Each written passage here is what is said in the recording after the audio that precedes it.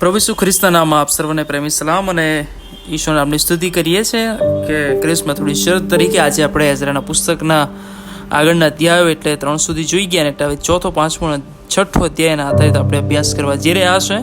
ત્યારે આવો આપણે અભ્યાસમાં જઈએ પહેલાં પ્રાર્થના કરીએ. અમારા જીવતા અને પ્રેમાળ ઈશ્વર પિતા, અમે આભાર માનીએ છીએ આ સુંદર સંગતને માટે, અને પ્રભુ આ સંગતમાં અમને લાવ્યા છો, ચણોમાં નમાવ્યા છે. ત્યારે પ્રાર્થના કરીએ છીએ આ સંગત દ્વારા અમે આશીર્વાદિત થઈએ, બીજા ઘણા પણ આશીર્વાદિત થાય એવી અમે પ્રાર્થના કરીએ. તમારી ઈચ્છા, તમારી યોજના, તમારા વચનો દ્વારા અમે તમારી સાથે વધારે મજબૂત થઈએ એવું તમે થવા દો.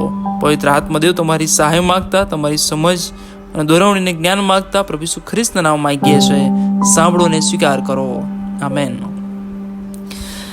એઝરાના પુસ્તકની અંદર 3 અધ્યાયમાં આપણે એ બાબત જોઈ ગયા કે છેલ્લે જ્યારે તેઓએ મંદિરનો પાયો નાખ્યો અને એ સમયમાં એવી બાબત બની કે જે લોકો તે સમયે સાક્ષી હતા આ મંદિરના, એ લોકો અથવા જેમણે મંદિર જોયું હતું, મંદિર કેવું હતું ને એની ભવ્યતા શું હતી, અને એટલે આ લોકો વડીલો અને યાજકો જેમણે જોયું હતું એ એટલા મોટે વિલાપ કર્યો, એટલા મોટે આનંદ કર્યો અને પોક મૂકીને રડ્યા કે આસપાસમાં ઘણા બધા બીજા લોકો રહેતા હતા, એમણે પણ આ અવાજ સાંભળ્યો તો એમને ખબર ના પડી કે રડવાનો છે, હર્ષનો છે કે વિલાપનો છે.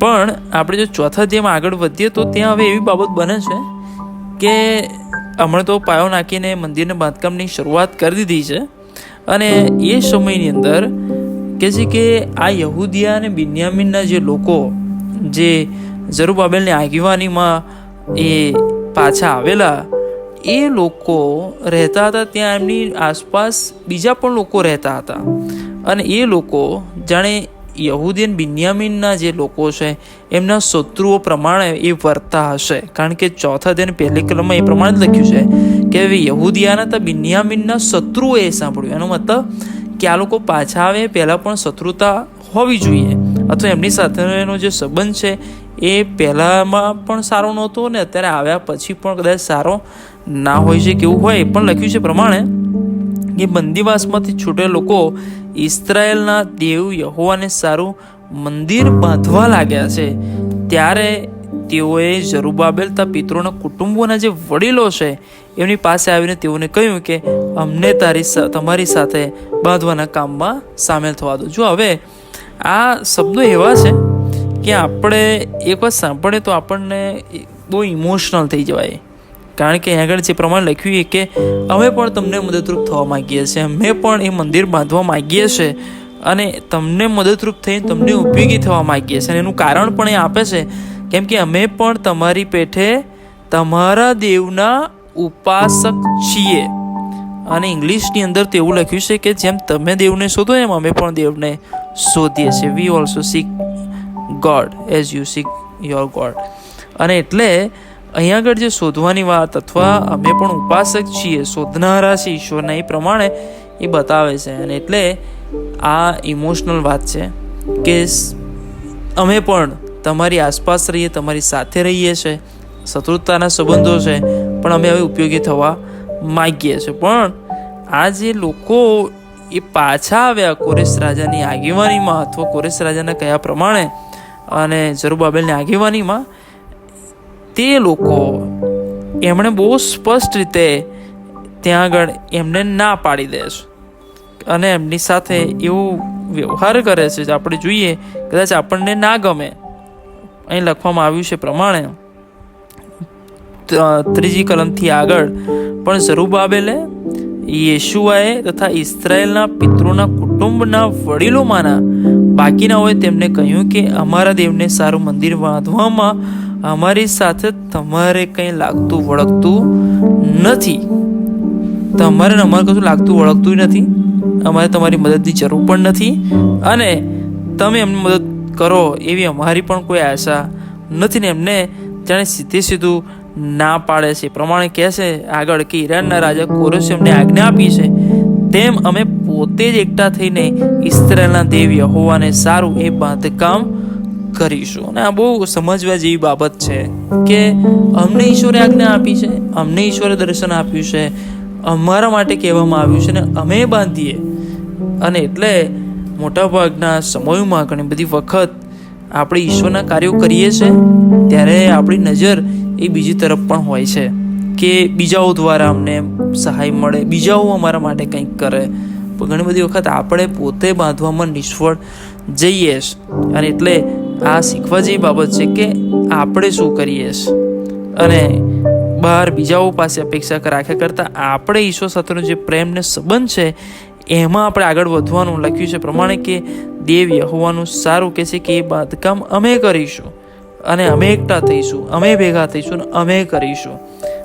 હવે પેલા લોકો જે ઇમોશનલ સાથે અથવા જે શબ્દો વાપરીને આવેલા એ લોકો, એમનો ઇતિહાસ જો તમે તપાસો તો બીજો રાજા 17 અધ્યાય 24-41 કલમમાં કે એ લોકો મિશ્ર જાતિ કે કહેવાય ખરા એ શું કે ઈશ્વરને ભજનારા પણ ઈશ્વરને ભજતા નહોતા, કારણ કે એમણે અન્ય દેવદેવીઓના સ્ત્રીઓ સાથે ઉપાસકોની સાથે સંબંધો રાખ્યા, એમની સાથે પરણ્યા અને એમના દ્વારા બાળકો ઉત્પન્ન થયા અને એ પ્રમાણે વધતા જતા એ મિશ્ર પ્રજા તરીકે એ આગળ વધીને, એટલે અહીંયા આગળ આ લોકો કદાચ એમની સાથે ના સંબંધ રાખવાનું કારણ આ પણ હશે અને સાથે એમની દુશ્મનાવટ અને એમની સાથેનો જે ઈરાદાઓ આપણે જાણીએ છીએ. પણ હવે 4 કલમથી આગળ જે વાંચીએ છીએ એમાં લખ્યું છે દેશના લોકોએ, એટલે કે આ બિન્યામીન અને યહૂદિયાના જે લોકો છે એ તો હમણાં આવ્યા, પણ પહેલાં જે લોકો ત્યાં આગળ રહેતા હતા એ લોકોએ આડે આવીને યહૂદિયાના લોકોને હેરાન કર્યા.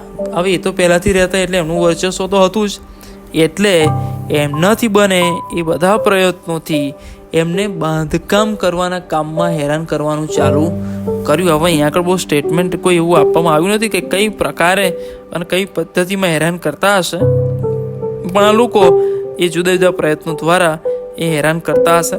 અને એટલે 5મી કલમમાં લખ્યું છે કે તેઓનો ઈરાદો નિષ્ફળ કરવા સારું ઈરાનના રાજા કોરેશની કારકિર્દી પર્યંત તથા ઈરાનના રાજા દારિયાવેશ રાજ્ય સુધી તેઓએ પૈસા આપીને તેઓની વિરુદ્ધ ભાડુતી માણસો રાખ્યા. જો આવું કેટલી ભયંકર બાબત કે એમણે ભાડેથી માણસો રાખ્યા કે જેથી કરીને આ જે બાંધવાનું કામ છે એ ટકે નહીં અને કોઈ પણ રીતે એ પૂરું કરી શકે નહીં. અને એટલે એ છે એક વાત એ કોરેશ રાજાથી લઈને ઈરાનના રાજા દારિયાવેશના રાજ્ય સુધી આ પ્રમાણે એવા ચાલુ જ એ કામ રાખ્યું કે એમને હેરાન કરવાનું. અને એટલે આ 4 કલમથી લઈને આ 6 કલમ સુધી એમાં 3 રાજાઓ આવી જાય છે. એક કોરેશ રાજા, દારિયાવેશ રાજા અને સાથે એ અહાસુએરસ રાજા. એ આ 3 રાજાઓની પણ વાત છે. 7મી કલમમાં તમે આગળ વાંચો તો એમાં અર્થશાસ્ત્રની પણ વાત છે. 11મી કલમમાં પણ અર્થશાસ્ત્ર રાજાઓની વાત છે કે આ રાજાઓના સમયમાં આ લોકોએ જુદી જુદી પ્રકારે હેરાનગતિ કરી. અને એમાં એક હેરાનગતિ જે 7મી કલમથી આગળ જો તમે વાંચો તો એમાં લખ્યું છે પ્રમાણે કે આ બધા લોકો ભેગા થઈને એક કાગળ એ લખ્યો એમની વિરુદ્ધ, અને એમને એવું સાબિત કરવામાં કે તમે આ લોકોને પસંદ કર્યા પણ આ લોકો એ યોગ્ય નથી, સારા નથી, એમનો ઇતિહાસ સારો નથી, એવો રાજાઓ પ્રત્યે, રાજાઓના કામો પ્રત્યે વફાદાર નથી, એવું પુરવાર કરવાનો એમણે એ પ્રયત્ન કર્યો. અને એટલે જો તમે વાંચો 11મી કલમથી આગળ તો એમણે એ પ્રમાણે લખ્યું કે અમે તો તમારા માટે સારું ઈચ્છીએ છીએ અને અમે તો તમારા સેવકો છીએ.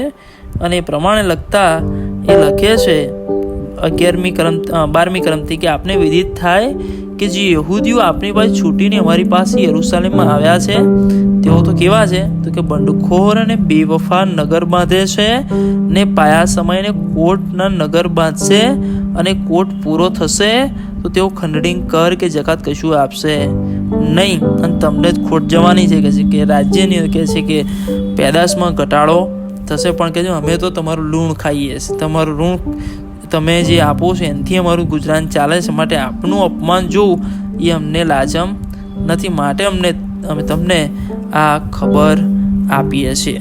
જો હવે આ તો પહેલાં મદદ કરવાની ઈચ્છા હતી, પણ અત્યારે આપણે જોઈએ તો એ પાસે કે અમનો ઈરાદો ખરેખર મદદ કરવાનો પહેલાં પણ નહીં હોય. અને આ પેલી જે પોલિટિક્સની અંદર આ ઘણું વપરાય છે કે તમે જ્યાં સુધી અંદર ના પહેશો ને ત્યાં સુધી તમે ધાર્યું કરી શકો નહીં. અને એટલે આ લોકોએ પણ એ જ પદ્ધતિ અપનાવી કે આપણે પહેલાં એમનામ થઈ જઈએ, એમની અંદર ઘૂસી જઈએ, એમની અંદર કામ કરવા લાગીએ, પછી એમની બધી માનસિકતાઓ આપણને ખબર પડે અને પછી અંદર આપણે કંઈક અડપલા કરતા રહીશું. પણ તેઓ શરૂઆતથી જ એ નિષ્ફળ જ્ઞાન એટલે એ હવે એમને ખબર પડે કે આ તો રાજાના હુકમથી બધું થયું છે, એટલે હવે રાજાને જ બાનમાં લેવા પડે. અને એટલે નીચે કશું ના થયું એટલે ઉપર રાજાને કાન ભંભેણી કરવાનું ચાલુ કર્યું, જેથી કરીને આ કામ તો અટકવું જ જોઈએ. અને એટલે આપણે જે સમજીએ છીએ પહેલી બાબત એમણે પ્રયત્ન એ કર્યો કે પોતે પ્રયત્ન કરી ચૂક્યો કે ભાઈ અમારાથી થાય છે કે નહીં. બીજો પ્રયત્ન કર્યો કે ભાડે માણસો રાખે. અને હવે ત્રીજો જે પ્રયત્ન એમણે એ કર્યો કે પત્ર લખીને જે રાજા છે એને એ મોકલ્યું કે ભાઈ તમે આ લોકો જે કામ કરી રહ્યા છે એમને અટકાવો, એમનો ઇતિહાસ સારો નથી અને જો બધું કોર્ટ અને મંદિર બાંધશે તો તમને જ ખોટ જશે.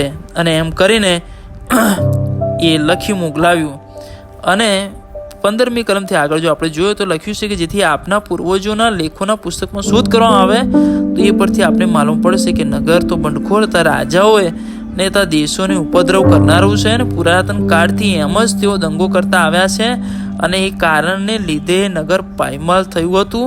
અને અમે તો આપને જણાવીએ છીએ કે જો નગર બંધાઈ જશે અને કોટ પૂરો થઈ જશે તો નદી પારના આપની કોઈની પણ હુકુમત રહેશે નહીં. ને આ ઘણું સત્ય પણ છે કે આ બંડખોર પ્રજા છે, કચકચ કરનારી પ્રજા છે અને હંમેશા એ વિરુદ્ધના જ કામ કરે. એ ક્યાંક અંશે એ સાચી વાત છે, પણ અત્યારની જે હાલની પરિસ્થિતિ છે એની અંદર તો એ યરુશલેમનું મંદિર બંધાય એ મહત્વનો વિષય હતો.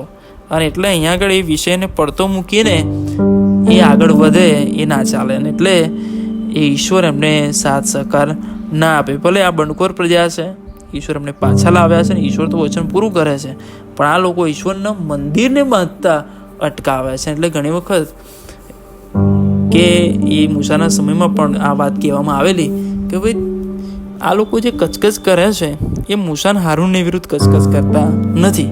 કચકચ કરે છે એ કોની વિરુદ્ધ? તો કહે છે કે મારી વિરુદ્ધ. ઈશ્વર એવું કહે છે કે તેઓ તારી વિરુદ્ધ નહીં પણ મારી વિરુદ્ધ કચકચ કરે છે. ને એટલે આ તો ઈશ્વરના ઈરાદા પ્રમાણે અને ઈશ્વરના વચન પ્રમાણે આ લોકો પાછા આવ્યા. અને એટલે એ આપણે સમજી શકીએ કે આ લોકો જે છે એ આ યહૂદિયન બિન્યામીનની વિરુદ્ધ નહીં પણ એ યહોવાની વિરુદ્ધ આ કામ કરી રહ્યા હતા. અને પછી આગળ જો આપણે વાંચીએ તો આ લોકો સફળ પણ થયા કંઈક અંશે કે જ્યારે બધી ખબર પડી ને જે બધું થવું વાત સાંભળવા મળી આગળ, ત્યારે 17મી કલમ કહે છે કે રાજાએ ન્યાયિશ ખાતાના વડા જે અમલદાર હતા રહુમને, ચીટની, શિમશાય તથા તેઓના જે બીજા સંગાથીઓ હતા અને જેઓ સમૃદ્ધ નદી પારના બાકીના દેશમાં રહેતા હતા તેઓના પ્રત્યુત્તર મોકલો. અને પછી આગળ લખ્યું 19મી કલમથી આગળ કે અને કહે છે કે અમારા હુકમથી તજવીજ કરતાં માલુમ પડ્યું કે નગર પુરાતન કાળથી રાજાઓની વિરુદ્ધ બંધ કરતું આવ્યું છે અને ફિરતો તથા દંગો કરતા રહ્યા છે. અને યરુશલેમમાંના પરાક્રમી રાજાઓ જેઓ નદી પારના આખા દેશ પર હુકુમત ચલાવી છે તેમણે લોકો ખંડણી કર તથા જકાત આપતા હતા. માટે હવે આપે એવો હુકમ ફરમાવો જોઈએ કે એ લોકોનું કામ બંધ થાય અને આપની બીજી આજ્ઞા થતાં સુધી એ નગર ન બંધાય. સાવધાન રહો કે રખેને તમારી ગફલતથી ઉપદ્રવ વધીને રાજ્યને નુકસાન થાય એવું શા માટે થવું જોઈએ. જો અહીં આગળ એક સમયે તો રાજા બધું કહી દે છે કે ભાઈ બંધ થાય ને બધી બાબતો, પણ એ વાત પણ કહે છે કે સાવધાન રહો કે ભાઈ કોઈ ગફલતથી કશું મોટું નુકસાન થાય નહીં. અને આગળ 23મી કલમથી કે રહુમ તથા ચીટની, શિમશાય તથા તેઓના સંગાથીઓ આગળ આર્તાશાસ્ત્ર રાજાનો આ પત્ર વાંચવામાં આવ્યો ત્યારે તેઓએ ઉતાવળે યરુશલેમ આવીને યહૂદીઓને જોર જુલમથી અટકાવ્યા. જો બહુ ભયંકર વાત કે એમને થોડી છૂટ મળી અથવા થોડું રાજાએ એમની તરફ ઢળતું મૂક્યું, એમાં એઓ પેલા લોકો ઉપર તૂટી પડ્યા અને એ મંદિરનું ને કોર્ટનું જે કામ હતું એને અટકાવી પાડ્યું. અને ભલો ઠોકર વાગે એવા કામો અથવા ઠોકર લાવનારા આ લોકો બન્યા. અને આપણે જાણીએ છીએ પ્રમાણે કે આ કામ મંદિરનું જે કાર્ય છે એ અટકી પડ્યું.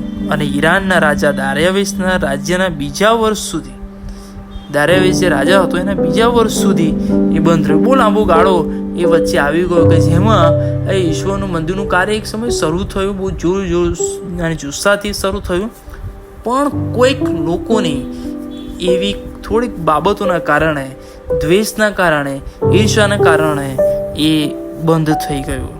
અને 5મી કલમથી આગળ કે છે ઈશ્વર પ્રબોધકો મોકલે છે. યાદ રાખજો, કંઈક એ બાબત બને તો ઈશ્વર કોઈક માધ્યમથી અમુક સમય પછી ફરીથી એ પરિસ્થિતિને સુધારે છે અને સારી કરે છે.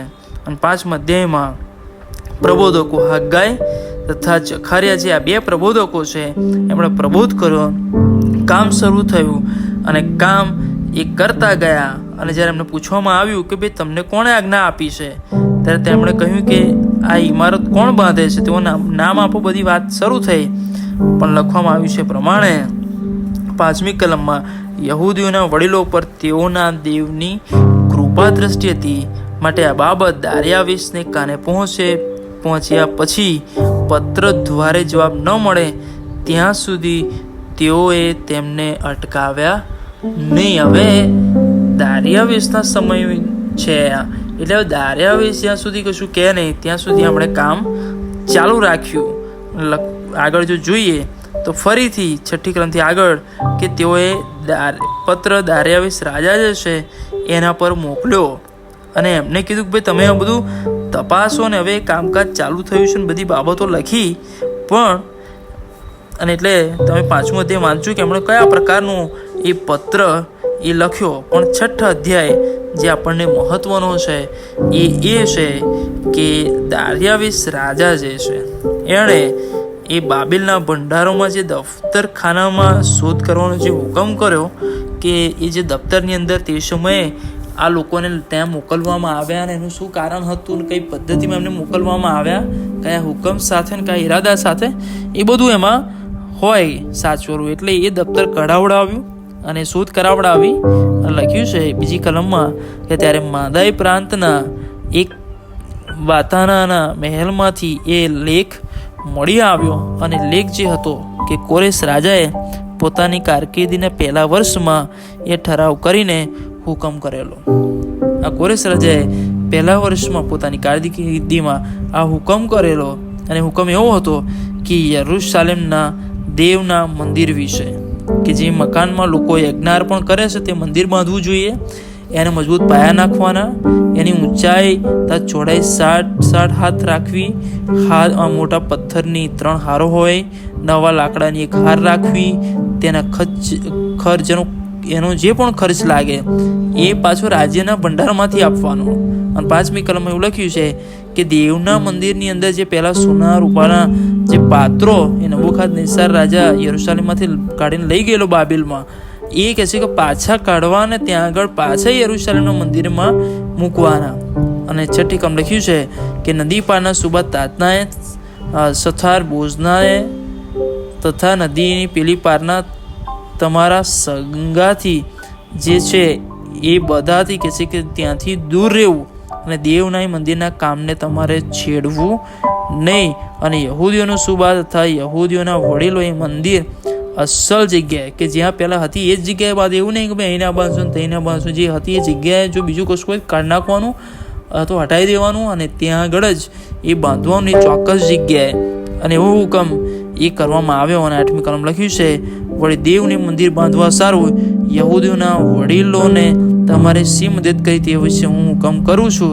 અને રાજ્યના મિલકતમાંથી એટલે નદી પારના દેશની ખંડણીમાંથી, પેલા તો એવું વાત કરતા ભાઈ ખંડણી કર ચૂકવા બધો ઓછો થઈ જશે ને આમ ને તેમ, પણ તો રાજાએ તો એવો હુકમ કરેલો કે ભાઈ ખંડણી જે આવે ને એમાંથી જ કે છે એ ખર્ચ એમને તાકીદે આપવાનો કે જેથી કરીને એમના કામમાં કશોય અટકાયત થાય નહીં. અને વળી તેઓને જે કોઈ ચીજની જરૂર હોય તે એટલે આકાશના દેવના દહેનાર્પણને સારું જુવાન, ગોધા, મેળાના હલવાનો તેમજ યરુશલેમના યાજકો જે કે એ મુજબ ઘઉં, મીઠું, દ્રાક્ષ, તેલ બધું રોજે રોજ એમને અચૂક આપવાનું, આ પ્રકારનો એ પત્ર લખ્યો. અને એમાં 10મી કલમ કે જેથી તેઓ આકાશના દેવની આગળ સુવાસિત યજ્ઞો કરે અને રાજાના તથા તેના પુત્રોના દીર્ઘાયુષ્ય માટે પ્રાર્થના કરે. અને આ રીતે એ આખો પત્ર એ હુકમ હતો. અને આ હુકમની અંદર એ પણ નોંધ કરવામાં આવી છે કે જો આ હુકમનો અનાદર થાય અથવા આ હુકમ ના પાડવામાં આવે તો શું થાય. તો લખ્યું છે કે જે કોઈ આ 11મી કલમથી આગળ કે જો કોઈ આ હુકમનું ઉલ્લંઘન કરે તો તેને તેના ઘરમાંથી એક ભારોટિયાની સૂળી બનાવીને તેના પર એને ચડાવી દેવાનો અને તેના ઘરનો ઉકરડો કરી દેવો, કે આ મંદિરનું કાર્ય કોઈ અટકાવવાનું નહીં. અને જો કોઈ અટકાવે અથવા હુકમનો જો કોઈ અનાદર કરે તો એની વલે એ પ્રમાણે કરવી. અને 12મી કલમમાં કે યરુશલેમમાં જે મંદિરમાં દેવે પોતાનું નામ કાયમ રાખ્યું છે તેમાં ફેરફાર કરવાને અથવા તેનો નાશ કરવાને જે રાજાઓએ કે પ્રજાઓએ પ્રયત્નો કરે તો તેઓનો નાશ તે દેવ કરો. હું દાર્યાવેશ આ હુકમ કરું છું. અને તેનો બનતી તાકીદે અમલ થવો જોઈએ.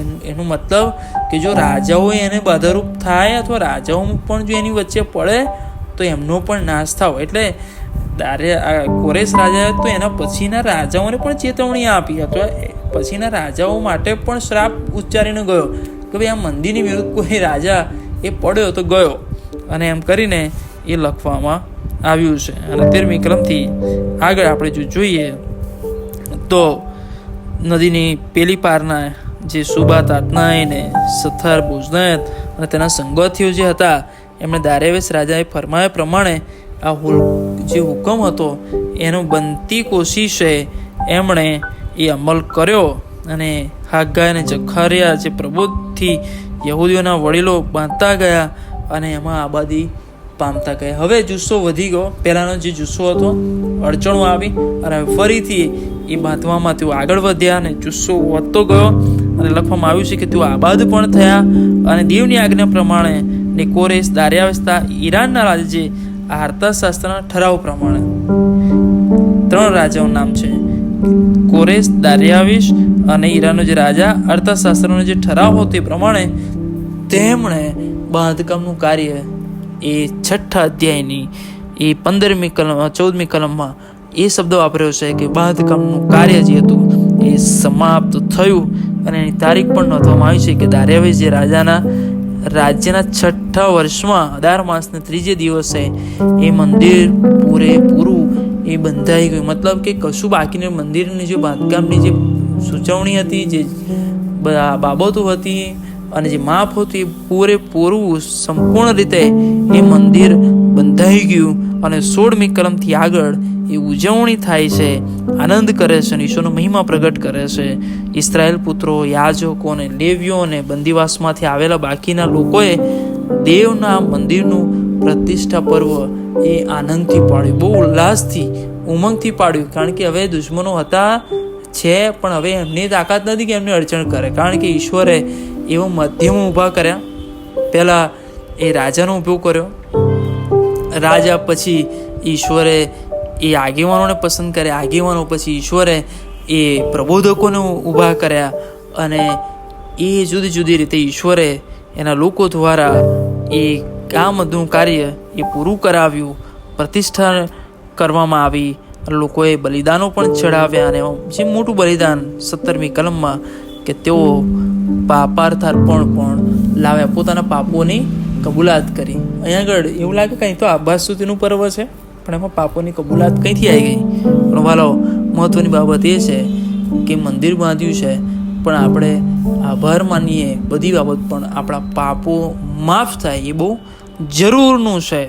અને હંમેશા યાદ રાખીએ કે માણસની સૌથી મોટી જરૂરિયાત, હું હંમેશા કહેતો આવ્યો છું કે માણસની સૌથી મોટી જરૂરિયાત એ એના પાપોની માફી મળે એ બહુ મહત્વની છે. અને અહીંયા આગળ પણ એમણે પ્રતિષ્ઠા પર્વ પાડ્યું ત્યારે પાપાર્થર પણ ચડાવ્યું, એ બહુ અગત્યની બાબત આપણે એમાં જોઈ શકીએ છીએ. અને પછી આગળ 19મી કલમથી જો જોઈએ તો બંદીવાસમાંથી આવેલા લોકોએ 1 માસને 14મે દિવસે પાસ્કા પર્વ પણ પાડ્યું.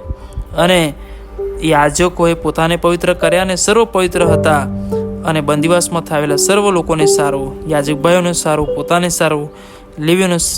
લેવીઓએ પાસખા કાપ્યું અને બંદીવાસમાંથી પાછા આવેલા ઇસ્રાયેલના પુત્રો દેશના મૂર્તિપૂજકોના મલિનપણાથી અલગ થઈને ઇસ્રાયેલના દેવ યહોવાની ઉપાસના કરવા સારું સામેલ થયેલા સર્વોએ એ ખાધું. અને લખ્યું છે 7 દિવસ સુધી. કેટલા દિવસ?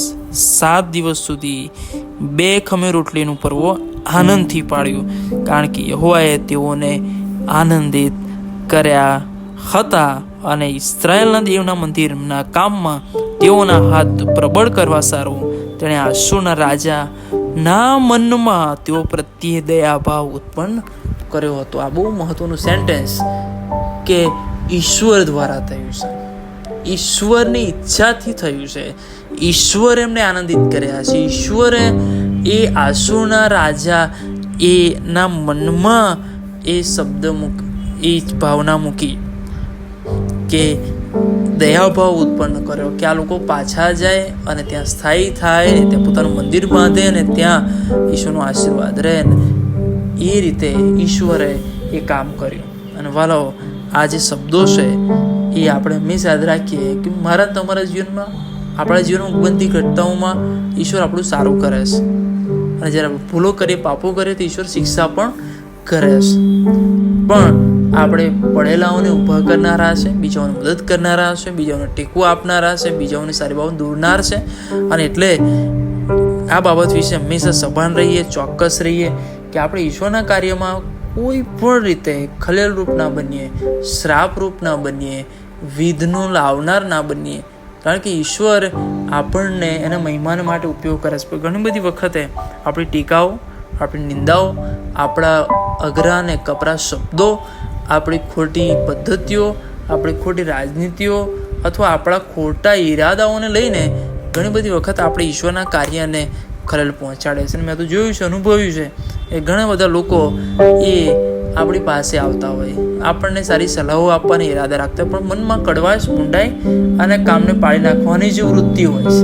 અને વાલાઓ, જો એવા બનશો તો ઈશ્વર નહીં છોડે. અને એટલે સાચવીએ, પોતાની જાતને સંભાળીએ, સુધારીએ, ઈશ્વરના કામની અંદર ઉપયોગી બનીએ. મનમાં મેલી મુરાદ રાખીને, ખોટી ઈચ્છાઓ રાખીને આપણે એ ના કરી શકીએ. અને એટલે આ લોકો જે હતા એમણે બહુ પ્રયત્નો કર્યા પણ ફાવ્યા નહીં. ઈશ્વરનું કાર્ય કોઈને અટક્યું નથી ને અટકવાનું નથી.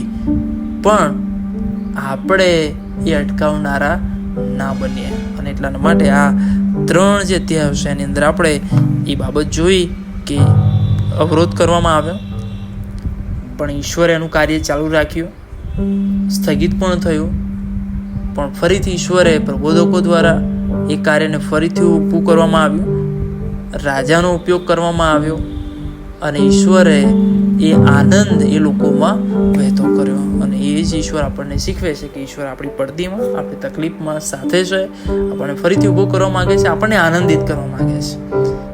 અને એટલે પ્રભુનું સેવક કહે છે પ્રમાણે પાવર કે સર્વદા આનંદ કરો. અને ઈશ્વર આપણને ખુશ જોવા માગે છે, આનંદિત જોવા માગે છે. અને આપણે એના બાળકો તરીકે ખુશ રહીએ, આનંદિત રહીએ અને ઈશ્વરનો મહિમા આપણે પ્રગટ કરતા રહીએ. આવો પ્રાર્થના કરીએ.